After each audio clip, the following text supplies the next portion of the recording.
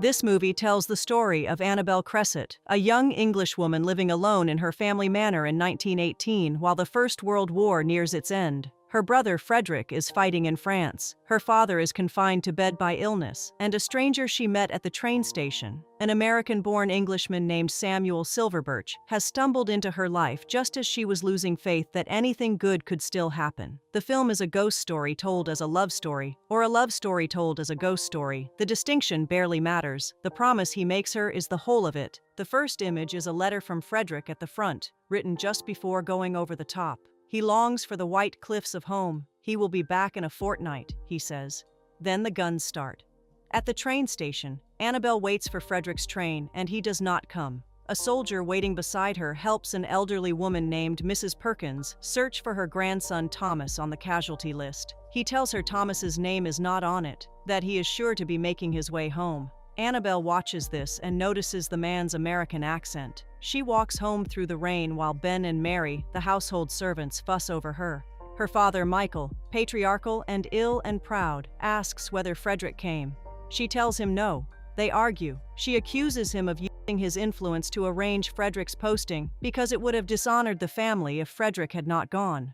Michael denies it, but not convincingly. He tells her to be patient and go again tomorrow. She encounters Samuel again at the church. He reintroduces himself. She remembers him from the station. He was born in England, he explains, but his mother moved him to America as a baby. He came back on leave before heading to the front. He asks what she was waiting for at the station. She says her brother. He asks where her fiancé is fighting, meaning it as a compliment. She corrects him without embarrassment. She does not have a fiancé. The next morning, Samuel sends flowers to the house. She asks Mary if he has gone. He has. Then Ben hands her a postcard with no King George stamp. It came from France, from a prisoner of war. Frederick writes only, "I am a prisoner of war in Germany. Do not reply to Berlin. Await further information." She tells Ben not to let her father see it. Her father calls her to his room and shows her a photograph of her mother. He says she is so alike. He speaks about her mother with tenderness, and then about the Women's Land Army. He has heard from Ruth that Annabel wants to join. He forbids it. Her place is at home. Ruth tells her quietly that he will have forgotten by morning. If she wants to go, she should go. The next day, Annabel is at the fields with a pitchfork and doing badly when Samuel appears. It turns out to be his land. He recently inherited an estate from Sir William, a distant relative, out of kindness to his late mother. He teaches her the technique. Push in with your foot, then lift. He gives her his work gloves. They talk easily, and he invites her for a drink afterward. At the bar, the barman refuses to serve Samuel, and a local man accuses him of sitting safely in England enjoying himself with a woman while young men die in France. Samuel fights the man. Outside, bruised, he tells Annabel he finds it quite impossible to stay away from her because he thinks he will fall in love with her. She tells him not to. She walks away. That same evening, Annabel's father finds his way out of bed and discovers the postcard from Frederick in the prison camp. The reality that his son is a prisoner, suffering, specifically because of his own rigid sense of honor, is more than his weakened heart can bear. He dies of the shock. Samuel hears and comes to the house. He tells her that loss is hard, that he recently lost his own mother. That is partly why he came back, to see where she grew up. He quotes the old book, "And this too shall pass." Never take time for granted. He asks her to dance, right there in the muddy woods. She laughs and dances with him anyway. They begin meeting every day. He takes her to the treehouse she loved as a child, full of old toys and childhood memories. She shows him the estate grounds, and they talk about the war and whether life will ever return to what it was. Samuel says there is one thing that is certain, his love for her. He takes his mother's ring from his pocket and proposes. She says yes. They marry that Saturday in a small ceremony with only Ruth, Ben, and Mary present. Annabel tells Ruth that when she is with him, for the first time in her life, she feels heard. Only a few days remain before Samuel's leave ends. One night, Annabel wakes from a nightmare that he goes to war and does not come back. Samuel holds her and tells her it is only the dream that died, as all dreams do in waking. He thanks her for marrying him, for sending a soldier off to war with something to hold on to. She makes him promise to come back. He makes his own promise in return. "Wherever this war takes me, my soul will never leave your side." The morning of his departure, they run to the station, arriving as the train is about to move. There is no proper goodbye. One last look. He boards. The train takes him away. Annabel prays in the empty house. God in heaven, bring him home. Just bring him home. On the Western Front, Samuel survives the first assault and pulls a wounded companion behind cover. Then he stands up and is shot. Weeks pass. Annabel lives inside grief and waiting, barely leaving her room. Then one evening, sitting at the piano, she hears a whisper. "Can you hear me?"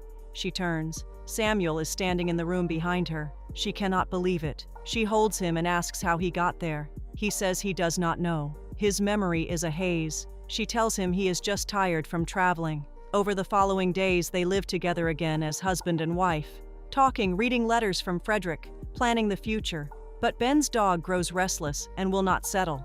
Ben sees Annabel speaking to someone who is not there and is frightened enough to go to the priest. The priest tells him the church believes a soul may be permitted to return to a loved one, to warn, instruct, or affirm the eternal nature of love. Mary sees 2 settings used at dinner but no guest, and concludes Samuel has come home as a deserter. She tells the village. The rumor spreads. Samuel, meanwhile, looks in a mirror and sees no reflection.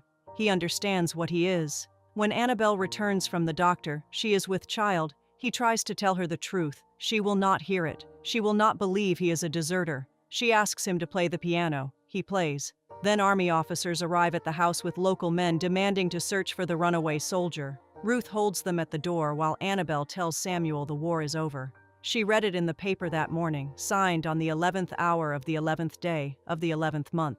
As Samuel reads the news, his memory returns completely. He sees the moment he was shot. He sees himself dying.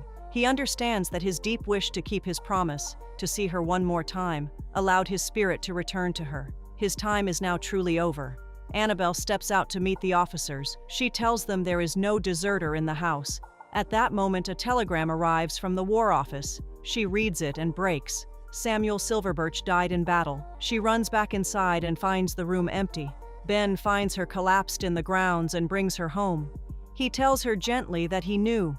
He had seen her speaking to someone who was not there, and he understood something was happening that he had no right to interfere with. He tells her not to worry. Annabel scolds Mary for the damage the rumor caused. Mary is ashamed and apologizes. Then Ben and Annabel look up to see a soldier coming down the lane, limping badly. It is Frederick, home from the prisoner of war camp. She runs to him. That night, while Frederick sleeps, Samuel comes to him in a dream. Frederick has never seen a photograph of Samuel but recognizes him immediately. Samuel asks him to take care of her. He says he will always be close. He will keep his promise. Frederick wakes and goes to Annabel and tells her everything. Her suffering, he says, is not weakness. It is love so strong it brought Samuel back even after death. For the child's sake, she must begin to live again. The film ends some years later in France, the Ridgeway that Samuel vowed they would walk together. Annabel is there with a young daughter. A soldier stands nearby, quietly watching them. The little girl shows him her pirouette. Annabel asks her daughter if she has seen the soldier before. Yes, the child says. She asks if she knows his name. The child looks at her mother with the expression of someone who already knows the answer. The closing song asks, "Can you hear me? My soul is always near. I'll be the whisper living inside your ear." And that is how the story ends. If you enjoyed the video, please subscribe to the channel and drop a like and a comment to keep me going. Thanks.